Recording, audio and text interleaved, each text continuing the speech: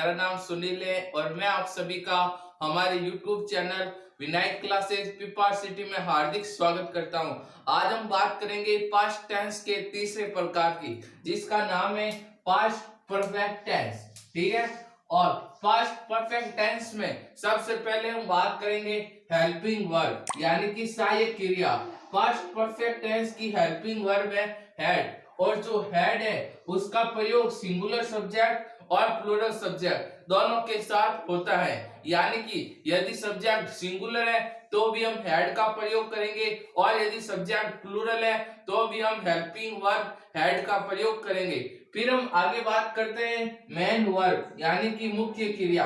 Past perfect tense की main verb यानी कि मुख्य क्रिया है वर्ब की थर्ड फॉर्म, यानी कि पास्ट परफेक्ट टेंस में हमें वर्ब की थर्ड फॉर्म का प्रयोग करना है। और अब हम आगे बात करते हैं एडवर्बियस यानी कि समय सूचक शब्द या वाचक शब्द। पास्ट परफेक्ट टेंस की केवल दो ही एडवर्बियस हैं, एक तो है आफ्टर और दूसरी है बिफोर।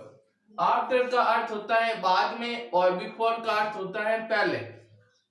अब देखिए, बिफोर से पहले हैड प्लस V3 का प्रयोग होता है और बिफोर के बाद में V2 का, और आफ्टर से पहले V2 का प्रयोग होता है और आफ्टर के बाद में हैड प्लस V3 का प्रयोग होता है।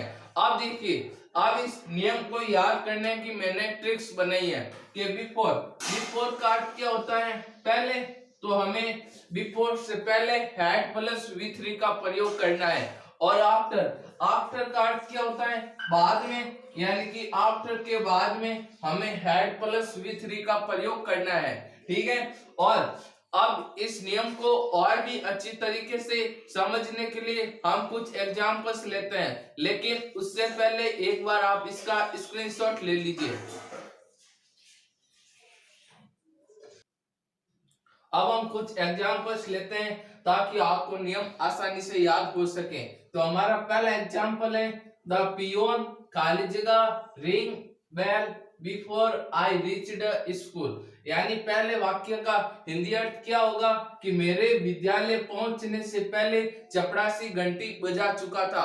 तो अब देखिए, यदि हम पहले वाला वाक्य देखें तो पहले वाले वाक्य में एडवर्ब आ रखी है, कौन सी, बिफोर, और हमें पता है बिफोर पास्ट परफेक्ट टेंस की एडवर्बियल्स है। और इससे आप देखिए, बिफोर के बाद V2 का प्रयोग हुआ है तो हम बिफोर से पहले हैड प्लस V3 का प्रयोग कर देंगे।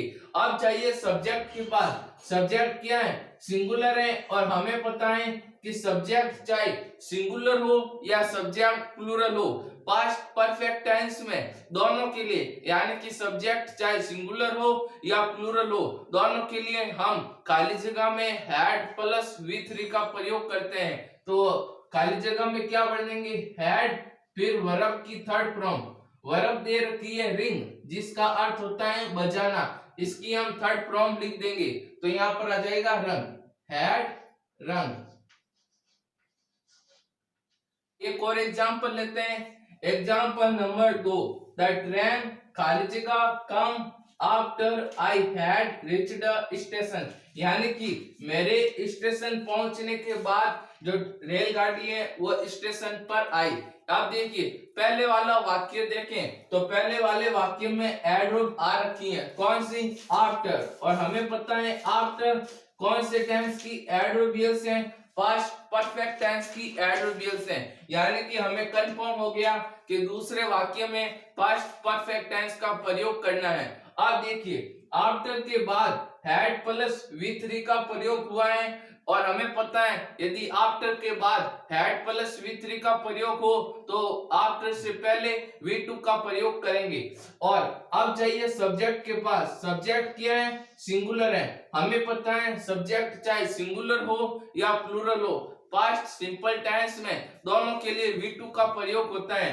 अब यहाँ पर वर्ब दे रखी है कम जिसका अर्थ होता है आना, इसकी हम सेकेंड फॉर्म लिख देंगे तो यहाँ पर सेकेंड फॉर्म आ जाएगी कैन। इसी प्रकार एक और एग्जांपल लेते हैं, आई खाली जगह see him before he stopped his car. यानी कि उसके कार रोकने से पहले पहले ही मैं उसे देख चुका था। यानी कि यदि हम तीसरे वाक्य में देखें तो तीसरे वाक्य में एडवर्ब आ रखी है, कौन सी? बिफोर। और हमें पता है बिफोर कौन से टेंस की एडवर्ब है? पास्ट परफेक्ट टेंस की एडवर्ब है। यानी कि कंफर्म हो गया कि तीसरे वाक्य में पास्ट परफेक्ट टेंस का प्रयोग होगा। अब देखिए बिफोर के बाद V2 का प्रयोग हुआ है, तो बिफोर से पहले हम हैड प्लस V3 का प्रयोग कर देंगे। अब जाइए सब्जेक्ट के पास। सब्जेक्ट क्या है? सिंगुलर है। और हमें यह भी पता है कि सब्जेक्ट चाहे सिंगुलर हो या प्लूरल हो, पास्ट परफेक्ट टेंस में दोनों के लिए हैड प्लस V3 का प्रयोग करेंगे।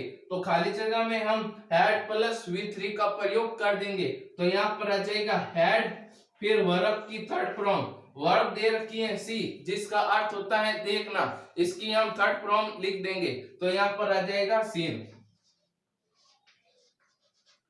अब एक बार आप इसका स्क्रीनशॉट ले लीजिए, फिर हम बिफोर का एक नया नियम पढ़ते हैं। तो एक बार आप इसका स्क्रीनशॉट ले लें। अब देखिए हमारा अगला नियम है बिफोर वाला, जो वेरी इंपॉर्टेंट नियम है।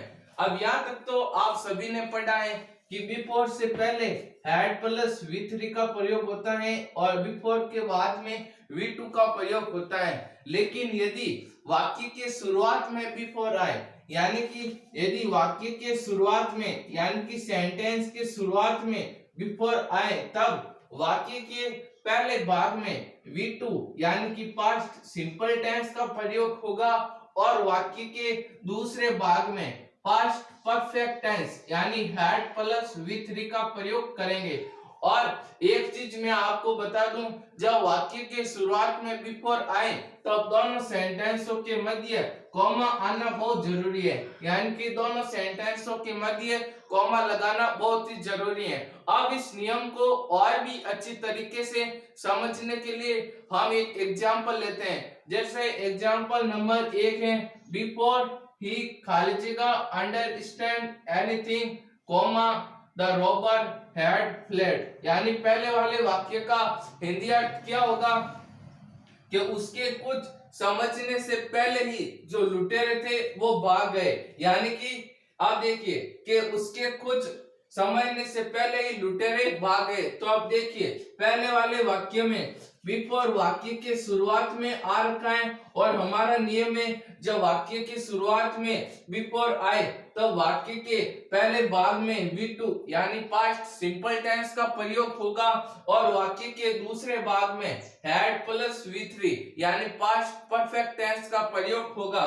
और वाक्य के दूसरे भाग में ऑलरेडी हैड प्लस V3 का प्रयोग हुआ है यानी कि पास्ट परफेक्ट टेंस का प्रयोग हो रखा है। तो वाक्य के पहले भाग में हम V2 यानी कि पास्ट सिंपल टेंस का प्रयोग करेंगे।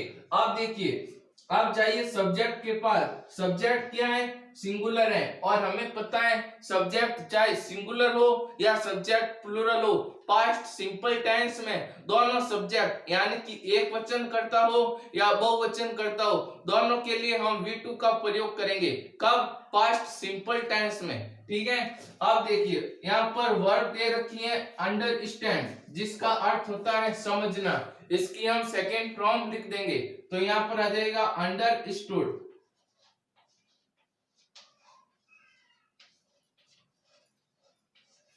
तो आशा करता हूं आपको वीडियो अच्छा लगा होगा।